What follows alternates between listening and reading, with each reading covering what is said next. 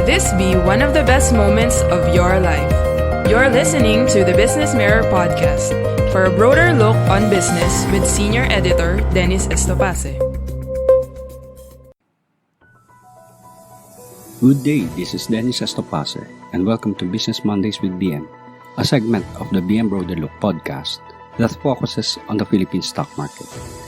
Business Mondays with BM is based on the stock market outlook story written by Business Mirror reporter BG Kabuwag and comes out every Monday. For the text version online, please go to www.businessmirror.com.ph and search for Stock Market Outlook. For the print edition, please go to the company section of the Business Mirror newspaper. Let's get on with the story. Last week, share prices fell as investors stayed on the sidelines, waiting for the announcement of the reopening of the economy with a partial lifting of a 60-day lockdown.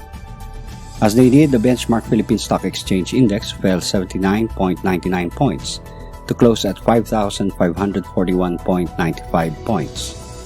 The market started the week strong but was mostly down during the rest of the week, ending with Friday's decline of 2% or 112.75 points. Listed companies reported an expected slower income for the first quarter of the year, which many expected due to the Taal volcano eruption at the start of the year and the lockdown that started middle of March.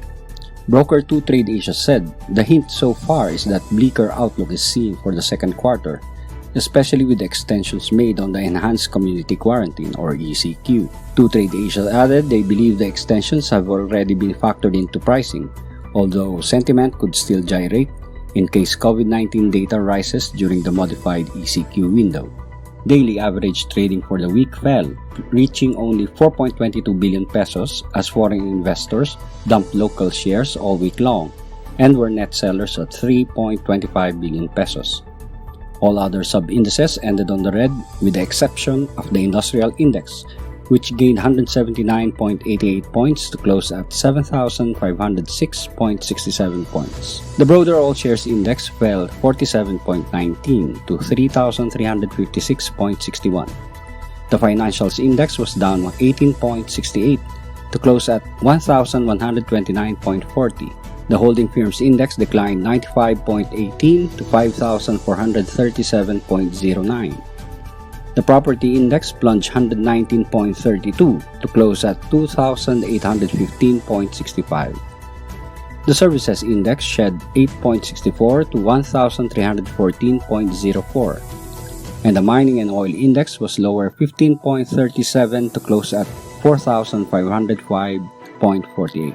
For the week, losers outnumbered gainers 140 to 62, and 36 shares were unchanged. The top gainers for the week were Benguet Corporation B shares, National Reinsurance Corporation of the Philippines, Panasonic Manufacturing Philippines Corporation, Philippine Business Bank, Metro Alliance Holdings and Equities Corporation A, and Vivant Corporation. The top losers, on the other hand, were Holcim Philippines Incorporated, Evergotesco Resources and Holdings Incorporated, and Chemical Industries of the Philippines Incorporated.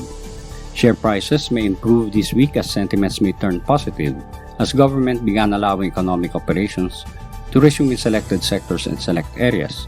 Some areas, including Metro Manila and Laguna, however, are still under modified ECQ until the end of May. Broker 2Trade Asia said, so far the market has already priced in slower capital expenditures of companies for 2020, with bulk of budgets earmarked already for next year.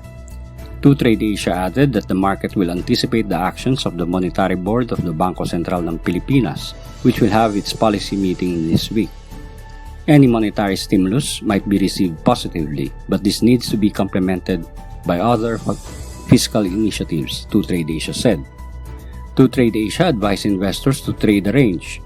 It sees immediate support for the main index will be at 5,400 to 5,500 and resistance at between 5,700 and 5,800.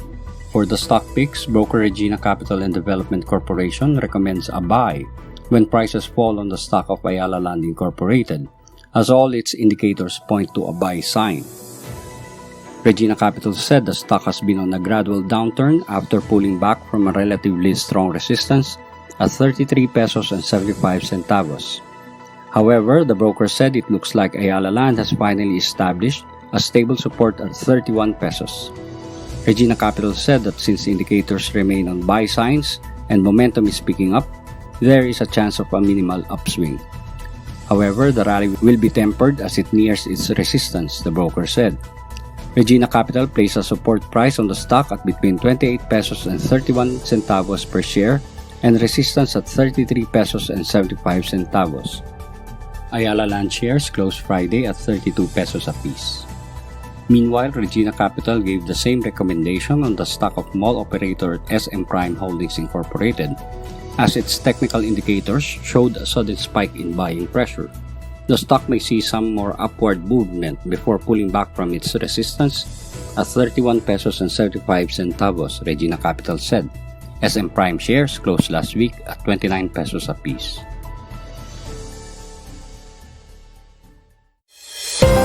Thank you for listening to the Business Mirror podcast.